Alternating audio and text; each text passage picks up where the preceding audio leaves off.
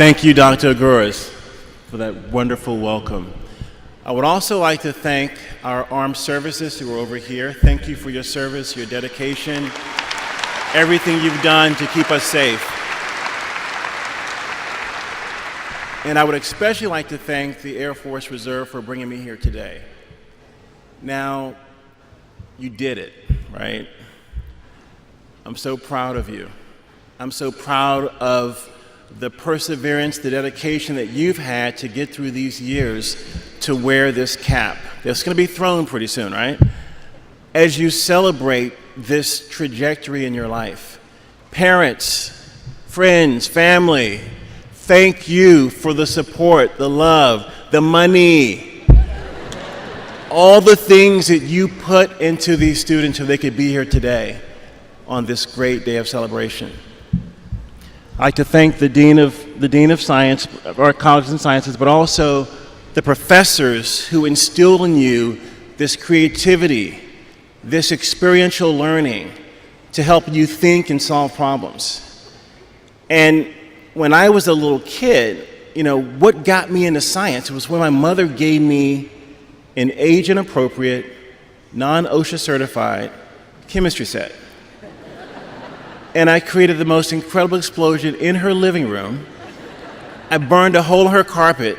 I was knocked back and I had this crazy look on my face like, yes, I'm a scientist. Now, she had a hand in my development because I burned a hole in her carpet, so that wasn't cool.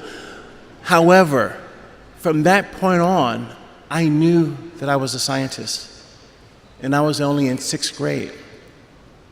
So when I think about what you're going to go on these next years in your life, I think about Mark Twain. Mark Twain said, the 2 most important days in your life are the day you were born and the day you figure out why. Why were you born? What is your purpose? Why are you on this planet? Megan is doing geography and the arts. She figured it out. And she's still figuring it out, right? And she's one of my homegirls. She's from Roanoke, Virginia, which is only 45 minutes from Lynchburg, where I'm from.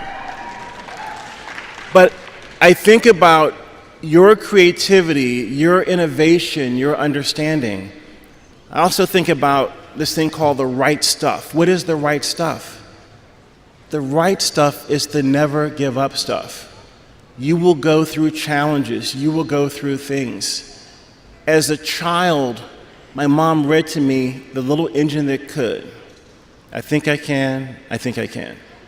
She also read to me Curious George, who was an explorer. He always got in trouble, he did these things, but he always had someone who had his back, and that was the man in the yellow hat. Who's your man or woman in the yellow hat that will have your back when things get tough? Who will that person be? Make sure that you identify them.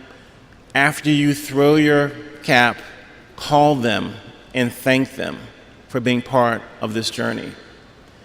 When I had a chance to go into space, I had never imagined in my wildest dreams me being this skinny little kid from Lynchburg, Virginia, having an opportunity to do this. I wanted to be a tennis player. I wanted to be Arthur Ashe because he trained 5 blocks down the street from where I grew up. And I saw him. He looked like me. So when you think about representation, representation matters. As you represent your family, as you represent George Mason, as you represent yourself, as you go forward, find that journey. And it may be bumpy, it may be rocky, but don't give up. Always have the mantra in you, I think I can. I think I can. And while I was training, I lost all my hearing in a training accident. I went completely deaf. The doctors told me I would never fly in space. They said, you will never fly in space. And I didn't give up. I kept going. I kept working. I kept trying until a point when another doctor said, I'm going to sign a waiver for you to fly. And when I finally launched, 3, 2, 1, liftoff, we're heading off to the cosmos. The solid rocket boosters jettison. The rocket is turning. I can see down to the planet. 6.5 minutes later, we are now in space. And I undo my seatbelt. I'm floating over to the window. And I look out over the planet and I see the colors of the Caribbean. Azure, indigo, turquoise, navy, light navy, dark navy. All these colors of blue. I almost need a new definition of blue to describe the colors. After I installed the Columbus Laboratory, which is a multi-billion-dollar laboratory to the International Space Station, growing it by one piece, I thought that would be my aha moment. My aha moment paled in comparison to what happened next. Peggy Whitson, the first female commander of the International Space Station, she said, let's have a meal. She said, you guys bring the rehydrated vegetables and we'll have the meat. We float over with this bag of vegetables and we get to the service module in the Russian segment, and this is what changed my life. We're flying around the planet at 17,500 miles per hour, going around it every 90 minutes, seeing a sunrise and a sunset every 45, doing it with people we used to fight against, the Russians and the Germans.